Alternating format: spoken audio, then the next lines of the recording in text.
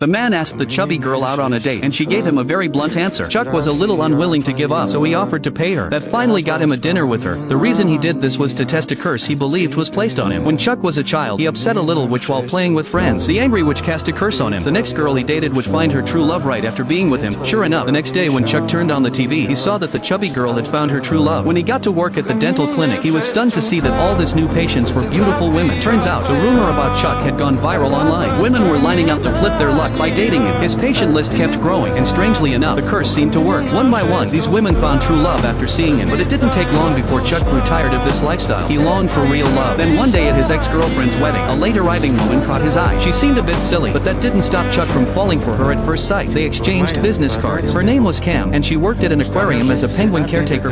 One day, Cam accidentally chipped her tooth while feeding the penguins. It was the weekend, and no dental offices were open. She called Chuck. As soon as Chuck heard her voice, he rushed to the clinic just to help her. After fixing her tooth, he offered to drive her home. They had a great conversation on the way, and Chuck was completely charmed by her. He stopped responding to other girls' messages and began pursuing Cam. Their first date went perfectly. Both of them felt like they had found the right person. Their relationship progressed quickly from there, but every time they were about to kiss, Chuck would pull back. He was terrified. If they truly dated, the curse might kick in, and he'd lose Cam forever. But Cam's charm was making it harder and harder to resist. Trying to win her over, Chuck made her an elaborate breakfast and sent dozens of flower pots to her workplace. When she opened her locker room, it was filled with heart-shaped balloons. He even dressed up as a penguin to make her laugh, but Cam wasn't amused. She was only deeply embarrassed. After work, when she saw the heart-covered car parked outside waiting for her, she was speechless. She found Chuck's behavior too weird and began thinking about ending the relationship. This made Chuck feel even more desperate. The next day, he brought a ring to propose, but when he saw Cam getting close to another man and hugging him, he lost his temper and beat the guy up. That was the last straw for Cam. She broke up with Chuck. Crushed, Chuck sat by the street in the rain. Just then, he saw a bottle dropped by a homeless man. It spun on the ground and pointed across the street. Chuck looked up and thought he saw the little witch from his childhood. It hit him. Maybe she was the key to ending the curse. Through some connections, he tracked her down. She was married now and didn't look wild anymore. When she heard why Chuck had come, she laughed and said she couldn't believe he still thought that curse was real. She explained she was just a kid back then, angry and saying nonsense. That was when Chuck finally realized it wasn't the curse that made him lose Cam. It was his own actions that pushed her away. Determined to make things right, he contacted Cam's idol, a famous penguin expert named Brian. Thanks to Chuck's help, Cam got to meet her hero. At the aquarium, seeing how happy she was with Brian, Chuck gave them his blessing and went home. Feeling completely defeated. One day, his friend brought news. Cam was going to Antarctica with Brian. If Chuck didn't do something now, he might lose her forever. Encouraged by Stu, Chuck rushed to the airport and managed to find Cam on the plane. He poured out his heart and begged her not to go with Brian. Cam laughed and reassured him. She explained she wasn't going alone. Brian's wife was going to die in the end. They got back together.